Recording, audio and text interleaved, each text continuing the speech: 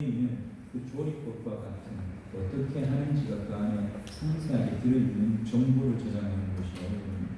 이 DNA의 특징은 자신이 보유하고 있는 정보를 잘 보관하는 능력이 있고, 두 번째는 보관만 하는 게 아니라 잘 복사도 한다고 해요. 복제를 계속해서 해낸다. 하루에도 여러분과 저는 수없이 많은 세포들이 죽고 또 새로 생겨나는데, 그게 이 DNA가 자기 유전자 정보를 계속 복제하기 때문에 가능한 일입니다. 그리고 또 우리의 자녀들이 우리와 똑같은 아이들, 물론 똑같지는 않습니다만 우리의 특징들을 가진 아이들이 나오는 것도 그 복제의 기능 때문에 가능합니다. 그래서 아주 작은 씨가 거대한 식물이 되고, 아주 작은 정자와 난자가 만나서 사람도 되고, 그렇게 되는 거죠.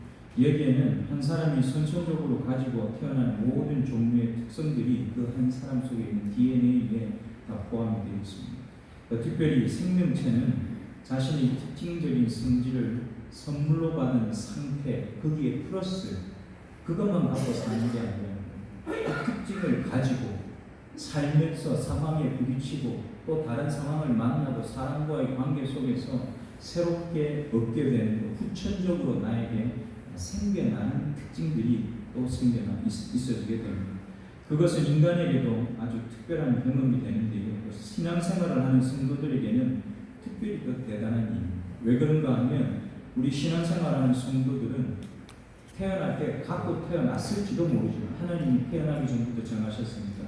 그러나 그 태어날 때부터 가지고 있는 DNA, 믿음의 DNA를 우리가 후천적으로 신앙생활하는 걸 통해서 진짜 내 것으로, 예수를 닮아가는 사람으로 그렇게 우리가 만들어지기 때문에 그 인격적인 변화가 우리에게는 후천적인 요소로 대단히 중요하다고 하는 겁니다. 오늘 본문에서 사도 바울은 아마 그런 과학적 지식은 없습니다. 이런 아주 단편적인 것만 얘기했지만 사도 바울은 이런 단편적인 과학적 지식도 없지요. 그래서 사도 바울은 뭘 예로 드는가 하면 씨라고 하는 걸 예로 듭니다. 씨. 그럼 오늘 본문을 통해서 우리가 아직 경험해보지 못한 우리의 미래의 모습을 한번 상상도 해보시고, 또 신체적인 그 선천적인 특징을 우리가 어떻게 관리하고 다듬고 발전시켜야 할지를 마음에 담아가는 시간이 되시기를 축복합니다. 아마도 이 고린도 교회에서는 부활이 없다고 하는 그 사람들, 거짓 교사들이 많이 활동을 했던 것 같아요. 그 부활이 없다고 하는 거짓 교사들은 어디에 속한 사람들인가 하면 사두개인들입니다.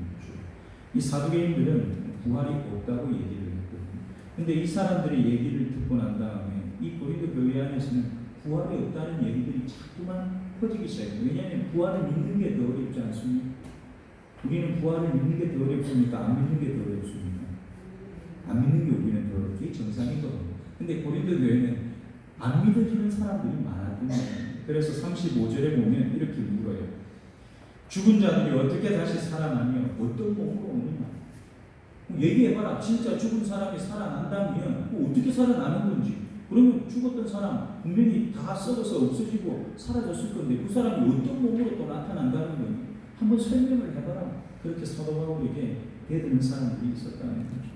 그래서 36절부터 사도 바울이 자신의 논쟁을 시작하는 그 첫 일성이 이렇습니다. 36절 말씀 한번 같이 읽겠습니다. 36절입니다. 어리석은 자여, 내가 우리는 씨가 죽지 않으면 살아나지 못하겠고. 첫 일성이 뭡니까? 어리석은 자여. 누가 어리석다는 겁니까? 믿는 누가 어리석습니까? 아니면 부활이 없다고 하는 사람들이 어리석은 겁니까? 부활이 없다고 하는 사람이 어리석다. 야, 이 어리석은 인간아, 내 말 좀 들어봐라. 그렇게 얘기해요. 신앙생활의 가장 중요한 결과물이 뭐냐? 그렇게 물어보면 저와 여러분이 다시 부활하는 날 하나님이 우리에게 주시는 그 신비한 몸, 어떤 몸인지 한 번도 경험해보지 못한 그 몸을 입고 우리가 다시 살아나는 그때입니다. 그날을 위해서 우리가 오늘 이 예배를 드리고, 그날을 위해서 여러분들이 하나님의 교회에서 헌신하고 봉사하고 하나님 앞에 살아가는 겁니다. 근데 그렇게 하고 있는데 그날에 대한 기대도 없고 그날이 믿어지지도 않는다. 왜 하는 겁니까? 이 신앙생활 할 이유가 없는 겁니다. 그러니까 사도 바울이 그 사람들을 보고 야, 이 어리석은 인간들아, 고린도 교회 밖에 있는 사람들을 얘기하는 게 아닙니다. 고린도 교회 안에서 함께 신앙하는 사람들을 향해서, 신앙생활하는 그들을 향해서 야, 이 어리석은 사람아, 왜 그렇게 못 믿느냐? 그렇게 얘기를 하는 거예요. 오늘 예배하는 우리 삼초교회 성도들은 어리석은 자가 아니라 오늘 구원 역사의 주인공으로 드러나시기를 축복합니다. 우리가 곡식이나 열매를 거두기 위해서 작물을 재배할 때 씨를 뿌리지 작물 자체를 심지를 않지 않습니다. 씨 뿌리잖아요. 다 모종 받아와서 그거 심으시잖아요. 양파 알 때도 마찬가지지. 양파 재배하려고 양파 심습니까? 뭐 심습니까? 씨 뿌리잖아요. 씨를 뿌리는데 그 씨에서 엄청난 것들이 나오는 거예요. 사도 바울은 씨가 땅에 묻혀서 죽어야 거기로부터 형체가 있는 곡식, 곡물, 열매가 나오게 된다고 얘기를 합니다. 지금 우리가 뿌리는 건 단지 우리가 거두기를 원하는 것과는 모양은 다릅니다. 그렇죠. 모양은 다르죠. 큰 사과, 이만한 사과를 넣기 위해서 그 사과를 심는 건 아니지 않습니까? 사과나무를 심는데 그 사과나무도 처음 나무가 되기 전에는 요만한 씨였을 거 아닙니까? 모종을 심어 거기로부터 우리가 열매를 기대하는 거예요. 다시 말하면 온전한 열매를 위해서는 처음 심어진 씨는 그대로 있습니까? 사라집니까? 사라집니다. 우리가 나중에 온전한 걸 얻기 위해서는 처음 우리가 심었던 건 없어진다는 얘기를 해요. 죽어야 된다 그 말이에요. 우리가 인간으로서 살도록 받은 육체의 소멸이 있어야지만 우리가 다음에 얻을 또 다른 몸, 그걸 우리 것으로 누릴 수 있다. 그렇게 얘기를 하는 38절에서 이렇게 얘기해요. 38절 한번 같이 보고 38절입니다. 하나님이 그 뜻대로 그에게 형체를 주시되 각 종자에게 그 형체를 주시느니라. 아멘. 그 형체는 누가 주신다고요? 하나님이 주십니다. 하나님께서 종류별로 그 형체가 어떻게 해야 할지를 주셨다. 그렇게 얘기하면서 39절부터 41절까지 각종 다양한 형체에 대한 얘기를 합니다. 오늘 본문에서 이 형체라고 하는 단어를 한번 찾아보니까 형체가요, 영어로는 바디예요. 바디가 뭡니까? 생초에 배우시는 분들이 많죠. 바디는 이 몸을 얘기합니다. 형체는 뭐냐? 몸을 얘기합니다. 근데 여기서 말하는 몸은 지금 여러분과 제가 보는 껍데기, 살과 피로 되어 있는 이걸 얘기하는 것이 아니라 하나의 그릇을 얘기합니다. 그래서 사람에게만 적용되는 것이 아니라 모든 사물에게 다 적용됩니다. 여러분 생명이 있는 것들은 다 살아있습니까? 안 살아있습니까? 다 살아있습니까? 살아있다고 해서 다 우리하고 똑같습니까? 다른 것들이 있죠. 풀과 나무는 우리하고 좀 다르게 살아있습니다. 그 생명을 보관하는 껍데기 자체를 바디가 그렇게 부르는, 형체라고 그렇게 부르는 거예요. 이 몸은요, 씨 속에 포함된 생물의 최소화된 그 유전 정보가 실현된 상태. 우리는 제가 처음 어릴 때 우리 어머니 뱃속에 정자와 난자가 만났을 때 생겨난 처음 그 태아가 여전히 저한테서 보이십니까? 보입니까? 안 보이죠. 제가 봐도 여러분들한테 그런 거 아무것도 안 보입니다. 왜냐하면 그걸 그대로 가지고서는 제가 어른이 될 수 없는 겁니다. 그게 없어지고 그 위에 새롭게 만들어진 게 바로 지금 저 이정훈 목사입니다. 이 형체라고 하는 것은 동물과 식물, 사물의 형체, 고유한 모습을 표현하기 위해서 사용되었다. 그 얘기입니다. 보면 39절에 보면 또 하나의 단어가 나오는데 이번에는 형체가 아니고 39절에 처음 나오는 건 뭡니까? 육체라고 하는 단어가 나옵니다. 육체. 이 육체라고 하는 단어는 뭘 얘기하느냐? 주로 동물들에게 쓰는 겁니다. 육체. 살덩어리가 있죠. 고깃덩어리. 고깃덩어리 속에는 뭐가 같이 있습니까? 고깃덩어리 속에는 피가 같이 있잖아요. 피와 살이 함께 있는 것을 여기서 성경에서는 육체라고 얘기를 해요. 고깃덩어리. 고깃덩어리.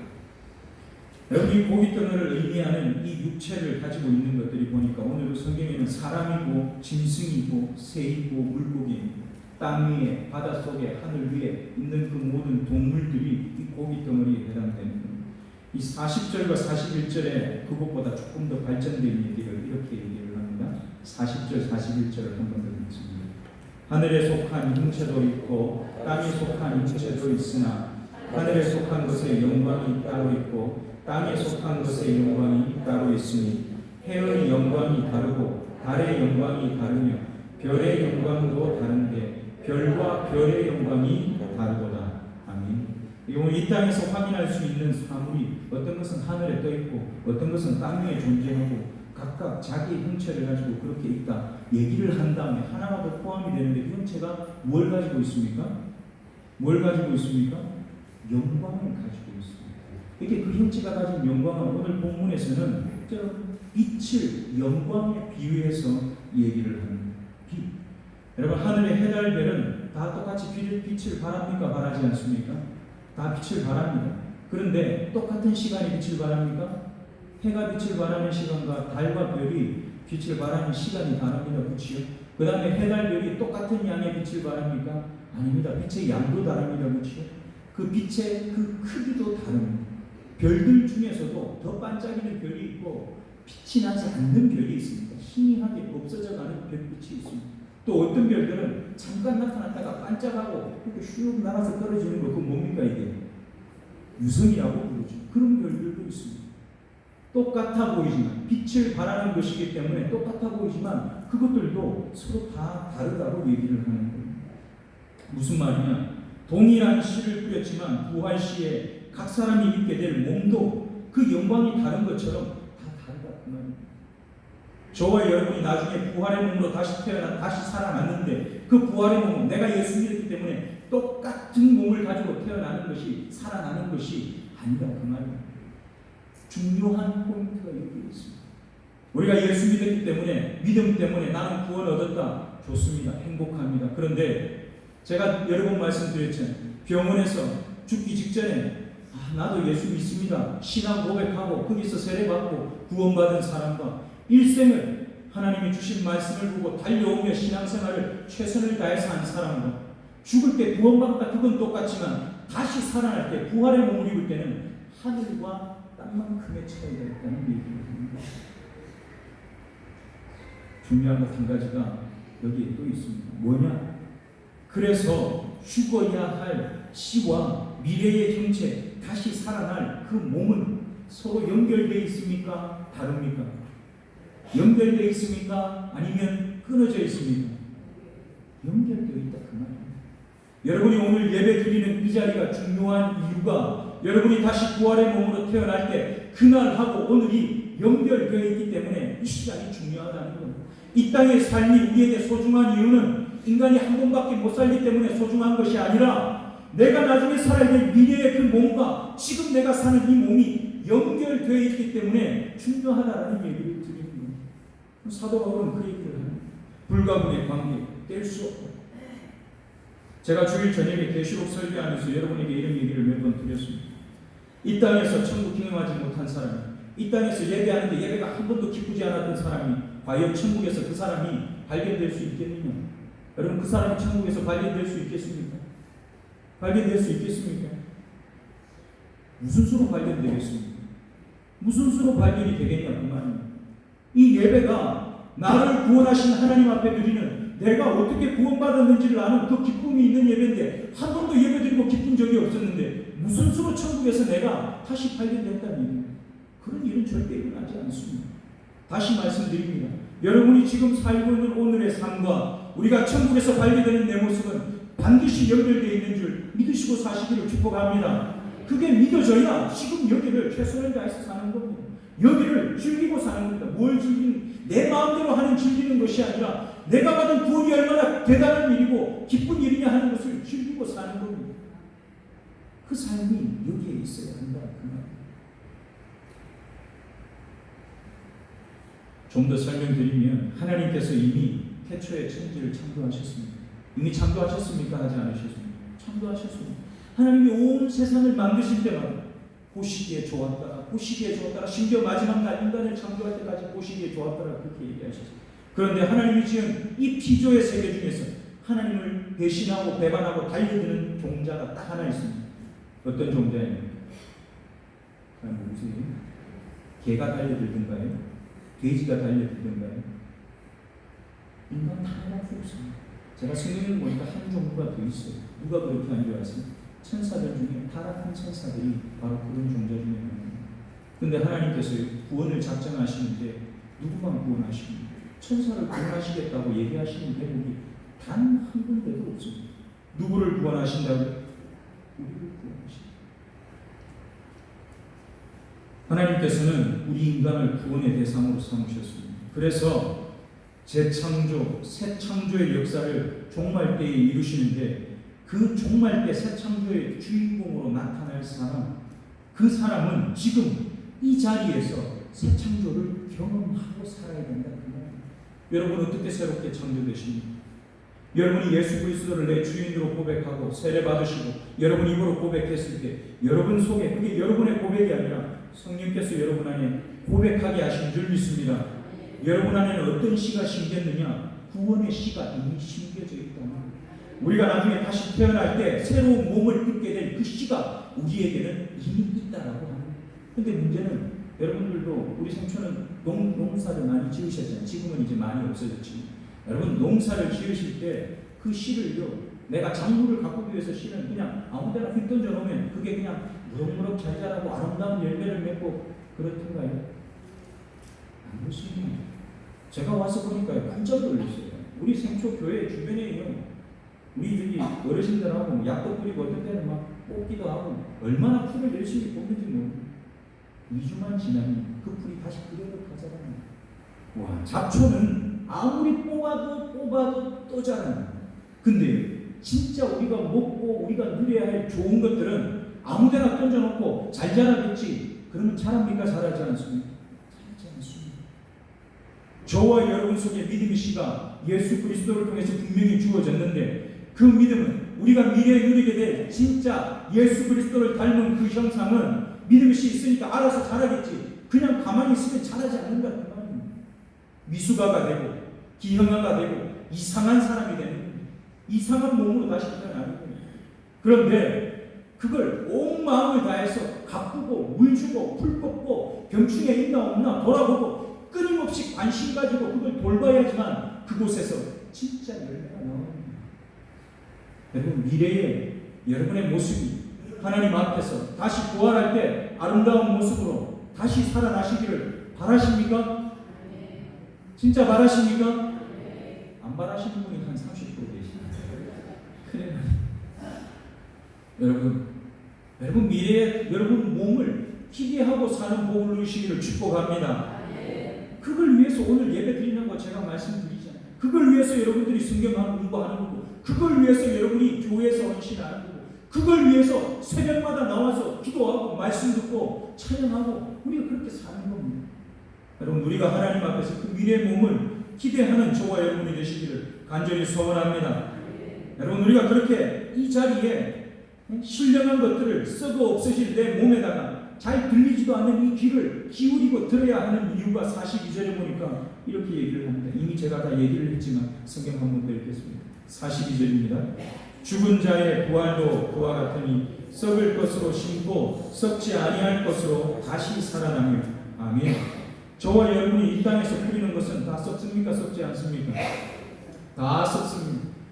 우리가 들었던 것, 내가 기억하고 있는 것, 여러분 우리가 땅에 묻혀서 흙으로 없어지고 사라질 때에 더 이상 이 땅에 남아있는 것은 아무것도 없습니다. 다 사라집니다.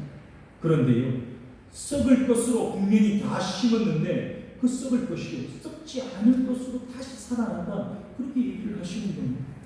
죽으면 썩어 없어질 육체를 끌고 와서 이 자리에 앉아서 예배해야 되는 이유, 여러분 썩어 없어질 육체지만 이곳에서 예배 드린 것 때문에 안 썩는 육체가, 안 썩는 몸이 여러분 안에서 지금도 자라나고 있는 줄 믿으시기 바랍니다. 지금 우리의 육체와 미래의 부활시 우리의 몸은 그래서 연장선상 연결되어 있다. 그렇게 말씀을 드리는 겁니다. 계속해서 43절에 이렇게 얘기를 합니다. 43절 한 번 더 있습니다. 욕된 것으로 심고 영광스러운 것으로 다시 살아나며 약한 것으로 심고 강한 것으로 다시 살아나며. 44절입니다. 육의 몸으로 심고 신령한 몸으로 다시 살아나니 육의 몸이 있은즉 또 영의 몸도 있느니라. 아멘. 오늘 욕된 것, 약한 것 이런 것들이 나옵니다. 여러분 욕된 것, 약한 것은 뭐를 의미하는가 하면 우리 인간이 가진 육체의 한계를 얘기하는 겁니다. 인간의 한계. 우리 중에 일부러 신앙생활 잘 못해가지고 막 못하고 싶어가지고 막 아무것도 안 하고 막 땡깡부리고, 물론 그런 사람이 있을 수도 있습니다만은 그런 사람 있습니까? 없습니다. 마음은 하나도 잘하고 싶어요. 나도 막 기도 막 열심히 해가지고 막 방언도 받고 막 예언도 하고 막 나도 막 그랬으면 좋겠어요. 다 그런 마음이 있다니까요. 신앙생활 나도 예수님 닮은 사람 밖에 나가면 누가 나보면 야, 저 사람은 하나님이 예수님 닮았다. 이런 얘기 나도 듣고 살고 싶어요. 그런데 내 마음대로 그렇게 사라집니까? 마음은 저 앞에 가 있는데 내 몸은 저 뒤에 따라오는 거 어떻게 하냐? 내 마음은 저 앞에 가 있는데 내 의식은 저 뒤에서 자꾸 자고 있어요. 화딱지가 납니까? 안 납니까? 이런 나를 볼 때 화딱지가 나야 정상인 거예요. 약하다, 욕되다, 우리의 상태가 그렇다는 겁니다. 그럼에도 불구하고 또 예배드리고, 그럼에도 불구하고 말씀 듣고, 그래 한 번 또 결심하고 오늘 그렇게 한번 해봐요. 10개 하던 거 10개 하려고 작정했는데 어제는 하나밖에 못했네. 1년 지나고 났는데 2개 하게 됐네. 전진했습니까? 안 했습니까? 진전한 겁니다. 2개 했잖아요. 10년 지나고 나서 3개 했습니다. 전진했습니까? 안 했습니까? 전진했습니다. 죽을 때 다 되니까 한 4개쯤 했습니다. 더 많이 했습니까? 적게 했습니까? 더 많이 한 겁니다. 여러분, 하나님이 저와 여러분에게 완전한 걸, 완벽한 걸 요구하실까요?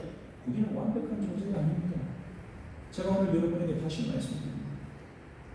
우리가 할 수 있는 최선입니다. 하나님께서는 저와 여러분에게 그 최선을 요구하십니다. 우리의 마음은 잘하고 싶지만 질병과 고난과 환난이라는 상황에 막히고, 유혹받고 쉽게 넘어지고, 약한 의지에 막히고, 부족한 실력에 막히고, 별 볼 일 없는 자존심에 막히고, 그게 우리 모습이 영적으로 부끄럽고 육체적 정신적으로는 연약해 빠진 것, 그걸 얘기하는 겁니다. 그럼에도 불구하고 하나님께서는 우리를 영광스러운 것으로 살아나게 하십니다. 우리를 구원하시는 능력, 강한 것으로 살아나게 하십니다. 이 대목이 아까 제가 말씀드린 그 위의 태도가 필요합니다. 최선을 다하고 있습니다.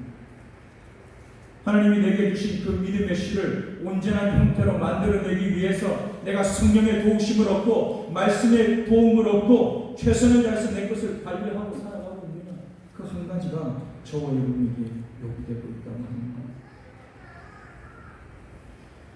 여러분, 우리의 최선을 다한 이 땅에서의 노력이 오늘 본문 아까 우리가 방금 읽었던 43절, 44절에서 이렇게 얘기합니다.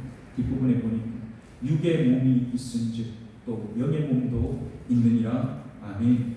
여러분, 이 영의 몸은 어떤 몸이냐? 신령한 몸, 성령에게 속한 몸, 그걸 얘기하는 겁니다. 우리가 지금 이 여름 동안에 계속해서 성령에 대한 얘기를 했습니다. 여러분, 영적인 몸은 어떤 몸입니까? 영적인 몸은 어떤 몸입니까? 여러분, 영적인 몸이 여러분 눈에 보이십니까? 저한테 영적인 몸 보이십니까? 한번 자세히 좀 보십시오. 보입니다. 영적인 몸은 저와 여러분이 진리의 성령의 도움을 얻어서 그 말씀 우리 가운데 쏟아붓고 내 것으로 누리고 그 길 위에 살 때에 우리 눈에는 보이지 않지만 하나님은 우리가 성령에 속한 몸을 가졌는지, 성령에 속한 사람인지, 영적인 몸을 가진 인간인지 그걸 하나님은 보실 수 있다는 겁니다. 여러분, 그 영의 몸의 주인공으로 사시기를 축복합니다. 분명히 육의 몸과 영의 몸은 연결되어 있습니다. 그런데 이 두 몸은 다릅니다. 정체성은 연결이 됩니다. 이정은 내가 이 몸을 가지고 살았던 육체의 몸은 내가 죽고 다시 살아날 때 다시 이정은으로 살아납니까? 살아나지 않습니까? 살아납니다.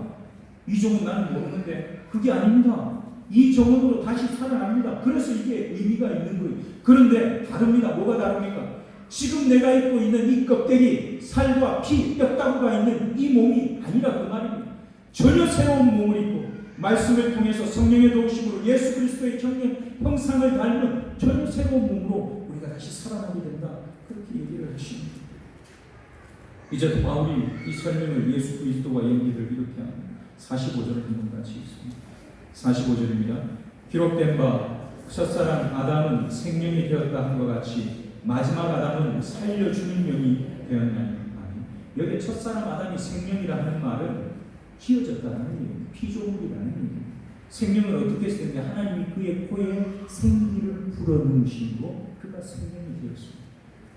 그런데 둘째 아담 예수 그리스도는 하나님이 생기를 불어넣어서 그가 살아났습니까? 아닙니다. 예수 그리스도는 하나님과 함께 이미 살아계신 분입니다. 그래서 둘째 아담으로 오는 예수 그리스도는 저와 여러분을 살릴 수 있는 영이신 것입니다. 여러분, 이 말 속에 중요한 한 가지, 우리가 이 땅에서 변화를 경험하는 가장 중요한 통로가 누구냐? 바로 예수 그리스도. 여러분, 예수 그리스도를 우리는 어떻게 경험하느냐? 하나님 말씀을 통해서 경험하게 된다는 겁니다. 여러분, 첫사람, 육의 사람 아담, 흙에 속한 사람이 문제입니다. 여러분, 못났고 부족하고 덜 떨어지고 죄악되고, 여러분, 그게 문제입니다. 우리의 모습은 다 그렇습니다. 그런데 그 첫사람, 둘째 사람, 살려주는 영이신 성령 하나님 예수 그리스도에 의해서 저와 여러분이 나만 사는 것이 아니라 또 다른 사람을 살아나도록 누군가를 돕는 자로 이 땅을 살게 될 줄 믿습니다. 우리는 하늘로부터 나시니 하늘에 속하니 그를 담는 자라고 얘기합니다. 그래서 49절에 이렇게 얘기를 합니다. 마지막 절을 한번 봅니다. 49절입니다. 우리가 흙에 속한 자의 형상을 입은 것 같이 또한 하늘에 속한 이의 형상을 입으리라. 아멘. 여기에 나오는 형상은 중요한 표현입니다. 창세기 1장 27절에 하나님께서 누구의 형상으로 우리를 만들었다고 하셨습니까? 하나님이 자기 형상, 하나님의 형상대로 우리를 만들었다. 그때 창세기에 나오는 형상과 지금 이 신약 성경에 나오는 고린도전서에 나오는 형상이 같은 형상을 얘기하는 거예요. 형상은 뭐냐? 눈 두 개, 콧구멍 두 개, 코 하나, 입은 여기에 뚫렸고 이빨 나와. 여러분 그런 형상을 얘기하는 거예요. 하나님께서 우리의 형상대로 사람을 만들자 했을 때 그 형상은 하나님이 갖고 계신 인격성입니다. 하나님의 인격성. 여러분 하나님의 인격성은 어디에서 드러납니까? 어디에서 여러분이 그 하나님의 인격적인 하나님을 만나십니까? 생각하고 감각하시고 우리 때문에 슬퍼하시고 여러분 어디에서 그 하나님을 만나십니까? 어디에서 만나십니까? 노인정에 가서 만나십니까? 집에 가서 만나십니까? 어디에서 만나십니까? 바로 예배하는 자리, 말씀이 선포되는 하나님 말씀 없이 하나님이 인격적이신 분을 여러분이 어떻게 알아차릴 수 있습니까? 알아차릴 수 없는 겁니다. 하나님 말씀 속에서 하나님의 형상, 그의 인격성을 우리는 경험하게 됩니다. 여러분은 예수 그리스도의 어떠하심을 닮아가는 자로 이 땅을 살아가시기를 축복합니다. 마지막 절에 말씀하시는 하늘에 속한 이의 형상은 다른 게 아니라 바로 예수님의 인격성을 의미합니다. 예수님의 인격성은 예수님의 겸손하심, 예수님의 사랑하심, 예수님의 순종하심, 여러분 그 태도를 말하는 겁니다. 겸손하고 순종하고 사랑하고 여러분 그 태도가 저와 여러분 안에 있다면 우리는 그 예수님 따라가려고 몸부림치고 있는 사람들입니다. 우리가 이걸 듣고 배우고 체득할 수 있는 유일한 근거가 어디냐? 다른 데서부터 오지 않고 말씀으로부터 옵니다. 사랑하는 성도 예수님들, 여러분들은 부활의 몸으로 다시 태어날 준비가 되고 있으십니까? 준비가 되고 있으십니까? 안 되고 계시면 지금부터 준비하실 겁니까? 준비하셔야 됩니다. 준비하셔야 됩니다. 막연히 뜬구름 잡는 신앙생활을 하는 게 아닙니다. 어떻게 되겠지? 어떻게 되겠지가 아닙니다. 정확하고 구체적이고 확실한 말씀의 근거 위에서 우리의 신령한 몸을 저와 여러분이 만들어 가시기를 축복합니다. 예수님의 형상 인격성을 담고 영광스럽고 강한 몸으로 다시 살아나게 될 날, 그날을 기대하시기를 축복합니다. 썩지 않는 성령에게 속한 영의 몸으로 다시 살아나겠지, 다시 살아나야지 그 소원을 가지시기를 축복합니다. 눈에 보이는 세상의 휘황찬란한 것에 비하면 별 가치 없어 보일 수 있습니다. 세상 사람들이 보기에 우리가 오늘 예배하는 자리가 얼마나 가치 있어 보이겠습니까? 오늘 예배하러 나오지 못한 분들도 있을 겁니다. 직장의 일이 있거나 다른 어떤 가족의 일이 있어서 못 오시는 분들도 있을 겁니다. 얼마나 마음으로 예배를 사모하는지 저는 모릅니다. 그러나 중요한 것은 내 안에 그 예배하는 자리가 이 세상의 어떤 것보다도 가장 가치 있는 자리라고 하는 그 마음이 저와 여러분에게 있기를 축복합니다. 왜냐하면 지금 그 마음은 우리가 다시 부활할 때 그 미래의 날 내 몸하고 연결되어 있는 그 마음이기 때문에 그렇습니다. 지금 우리가 말씀으로 심는 모든 것들이 우리의 영을 하늘에 속한 자, 성령에게 속한 자, 영광스럽고 영적인 사람으로 다시 살아나게 할 줄 믿으시기 바랍니다. 이번 한 주간 다시 우리에게 기회가 주어졌습니다. 성령님 포장 아직 안 뜯으셨잖아요. 오늘부터 여러분 그 포장을 뜯고 뭐가 들었는지 살펴보시기 바랍니다. 한 주간 다시 결단하시고 말씀과 기도의 자리 주인공으로 살게 되는 저와 여러분이 되기를 간절히 소원합니다. 기도하겠습니다.